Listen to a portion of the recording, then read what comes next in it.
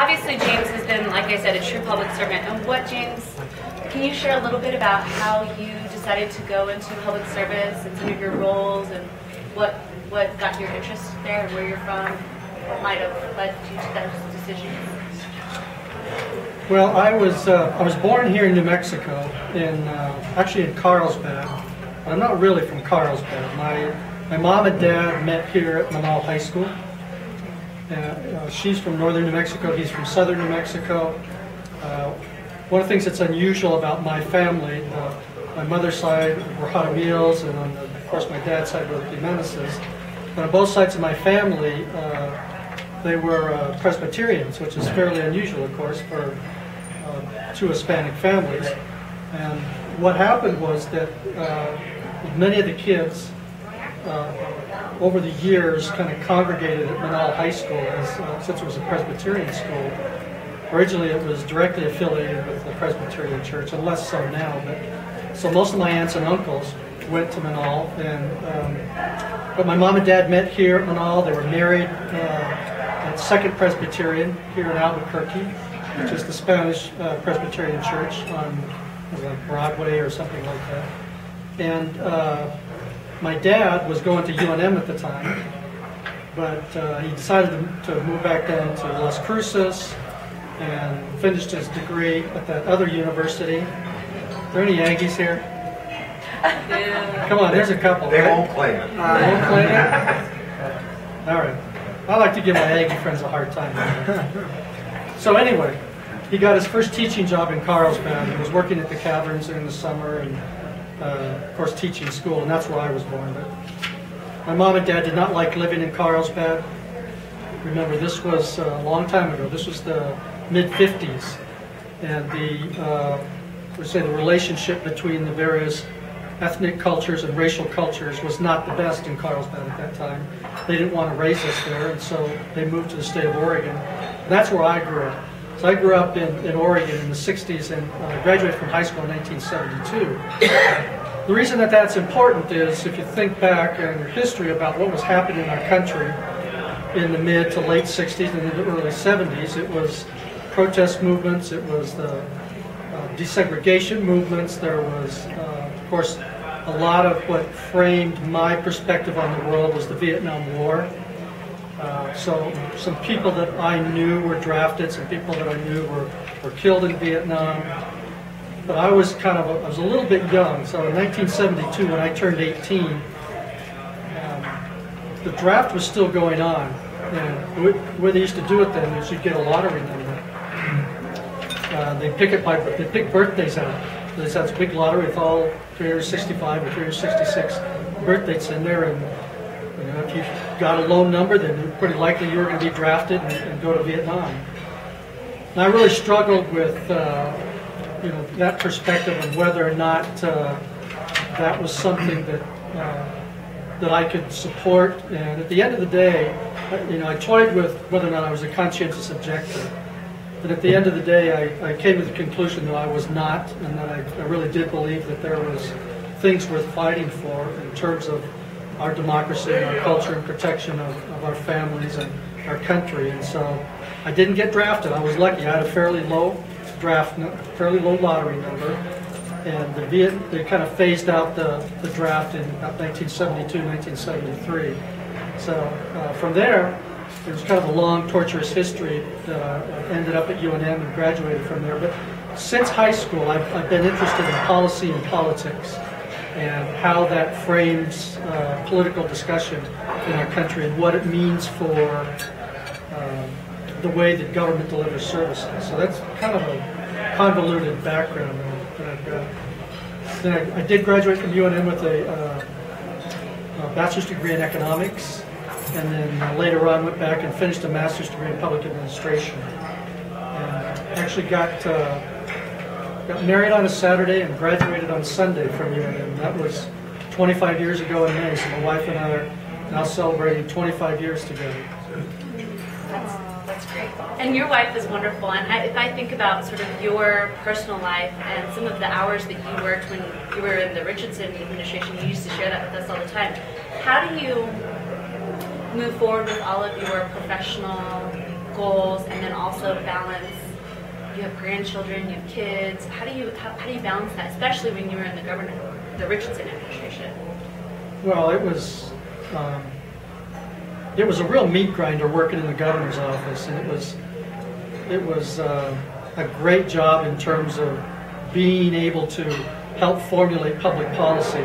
And during the time that I was there is when he was off running for president, so he was gone quite a bit. So I had a great opportunity to interact with the cabinet secretaries and help implement public policy, and be exposed to what kind of tangentially to what a presidential campaign is like. And it was crazy. I actually went to Iowa for 10 days before their caucuses there in December and January. Are any of you from Iowa? Anyone from Iowa? Have anybody been there in December and January? It's awful. Some days the highs were like 14 degrees. The wind was blowing. There was ice everywhere. But the people there were really wonderful. And basically what we did was knocking on doors saying, I talked to you about Bill Richardson and the caucus, and hope you can support it, and here's who he is, and here's some more information. So that was a fair amount of fun. But getting back to your question, one of the things that my wife and I have been able to do is really support each other professionally. And so during the time that I was in school, and then I graduated, of course, we had one child and another one on the way. And then she supported me as I was building my career. She was working at the telephone company at the time. And it was back at the time that it was Mountain Bell, and then it became US West. And it transitioned over the years, but she got really miserable in her job. So at a certain point in time, we decided that she wasn't happy, she was bringing it home, and we said, well, why don't you just go back and finish your college degree, which she did, and she got a teaching certificate, and so she'd been teaching. She began teaching, and then I decided to go to graduate school, and she supported me then, and she decided to go to graduate school, and I supported her then. And so we've been able to really respect that we have two very different careers, and one of the most important things, of course, is just having that respect for your partner and being willing to make the kinds of sacrifices that we did, because she walked away from a pretty good job at the phone company, and financially it was tough on us for a while, but was it worth it? Absolutely it was. And she loves teaching. She's been teaching for more than a decade now, and it was really one of the best decisions in terms of our relationship, I think, that I could have done.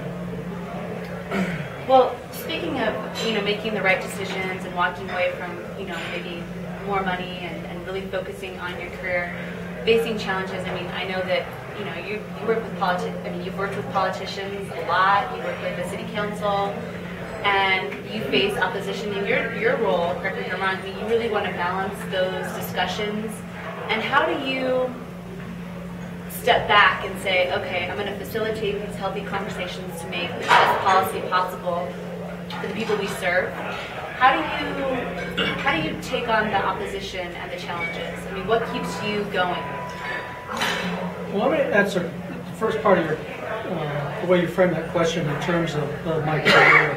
One of the things that I've done, and there have been points in time when I have left higher paying jobs and accepted lower paying jobs, because the way I focused my career was I wanted to take jobs that I thought would be interesting, that I thought would be challenging for me, that would help me develop my professional skills, and then also help me with my, dealing with my family situation. So I actually left. I was a deputy secretary of the Department of Finance Administration under the Johnson administration for the first year, and I left that job to come to work in Rio Rancho.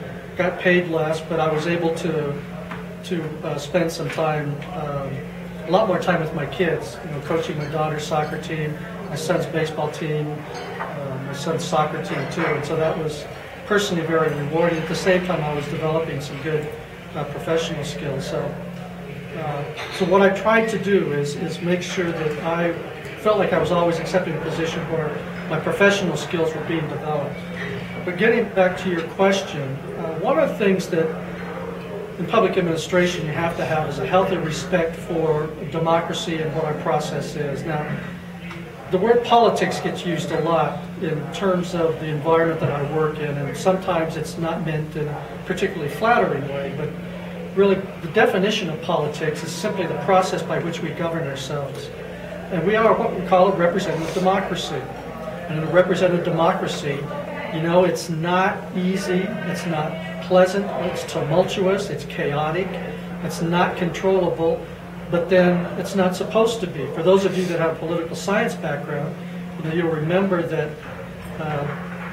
going back to the Federalist Papers, for example, and Alexander Hamilton and James Madison, and the discussions that they have about how our democracy should be formed and how power should be centralized.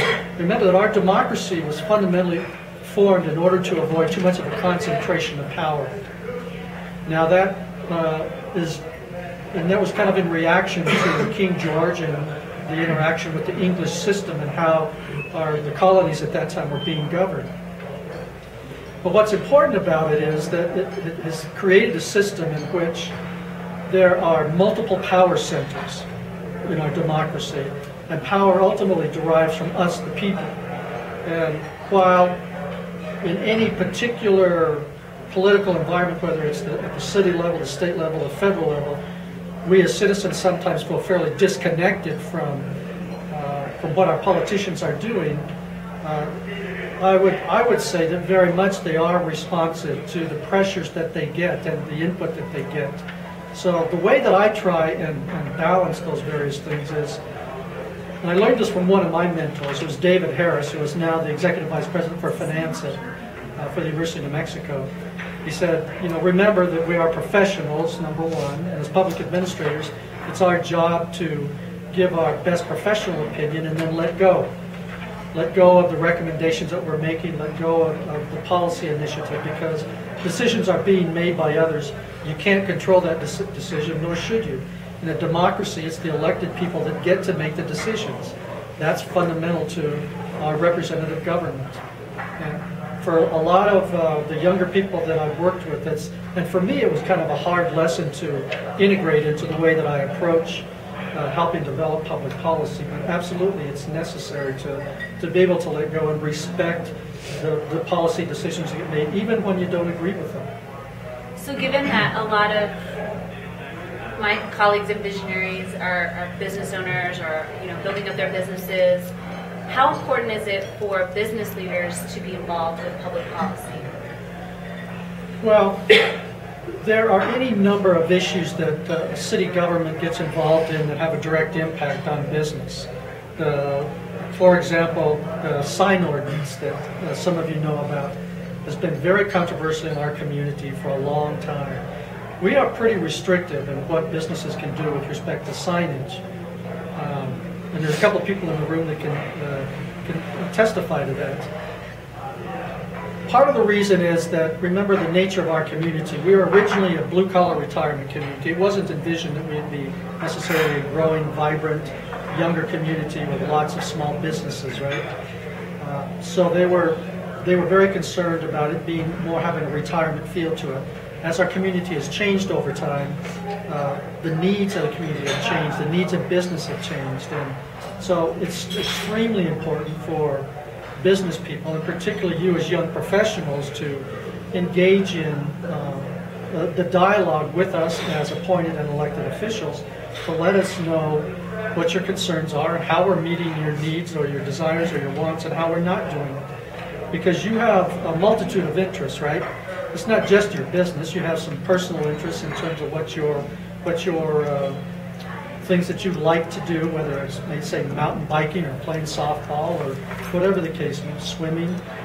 Some of you probably have children, right? And so you are interested in also in programs that help our school-age children and making sure that the city and the school district are working together. Making sure that the taxes that you pay are being spent efficiently in ways that you think are appropriate. So I think it's critically important for you as young professionals to engage in it, and whether it's just through email contact or occasionally attending a city council meeting. I know what it's like to be working full-time. Some of you are probably also going to school and raising a family and the time commitments that entails. And you don't have a lot of time for these other activities that are important, but there are ways to engage, and maybe through the Visionaries we can figure out ways to continue to get feedback from you all as young professionals on how you view what's going on in our community. I have 2 more questions for you, and then we'll open it up to the group in case any of you all there have questions for James. But you had mentioned that David Harris was one of your mentors. Who else has been one of your mentors that's helped you along the way, and how have they encouraged you to accomplish what you've been able to accomplish? Well, first and foremost, it'd have to be my mom and dad, and just the way that they raised me and the values that they instilled in us. My mom and dad had 5 kids, and all of us at one point in time had and they lived in Oregon. They kind of moved away, and I had moved to New Mexico. I have a sister that's here. I had 2 brothers in California, and one was still in the Portland, Oregon area. But one time my mom said, well, why have you all moved away? I miss you so much, and I never get to see you. I said, Mom, you should not have raised us to be so independent and strong-minded. And that's really when I think back on the way that I was raised. That had a lot to do with my career choices and the way I have related to my spouse, and the model that was presented to me. My mom and dad were married for 52 years before almost 52 years before my mom passed away, and it was always a very loving relationship, and so it was a very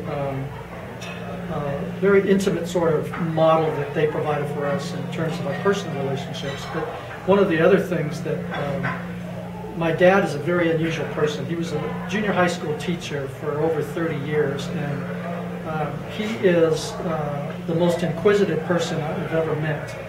I mean, not only did he do that, but he's been an artist for the last 15 years, doing printmaking as well as painting. He did stained glass work. He's a voluminous, a voracious reader. Just a very, very curious person about the world, and he could sit down with you, and you could be talking for 2 hours with him just because of his interest in finding out what people are about, what makes them tick. Provided some insight into what his life has been about. So my mom and dad, and then David Harris would be one. And in 2 very different ways, I learned really important lessons from 2 very different governors. One would be Gary Johnson. Of course, Gary Johnson and Bill Richardson probably couldn't be more different. Political philosophy, personal traits, so on and so forth. With Gary Johnson, one of the things I learned is that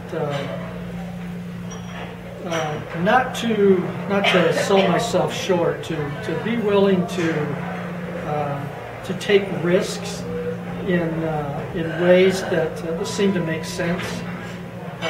You probably can accomplish more than you believe you can, and I think that's really an important lesson for people like me who I think are lacking in self-confidence through much of my career. And I think it's really made a big difference in how I've thought about trying to develop it for the future. The other lesson I think that I learned from Bill Richardson was how to maintain a really strong focus on what's important at the end of the day. Where is it we're going? And although Bill Richardson had, our critics used to say that we were a mile wide and an inch deep, meaning that we wanted to do a little bit of everything and didn't do enough of anything really, really well. And I think there's some real legitimacy to that criticism, but when we were working with him, what he would constantly remind us is that, remember, this is where we're going, this is what we're trying to accomplish, and don't lose sight of that. There's a lot of noise in the political world, a lot of distractions that pull your attention away from what it is you're trying to accomplish. And you gotta be able to discern what's noise and what's real, and then keep focused on where you're going. So those were, I think, some real valuable lessons for me as a public administrator. Well, one other question that I have for you, other than the textbooks that you assign your students, what is your favorite book, or what book are you currently reading?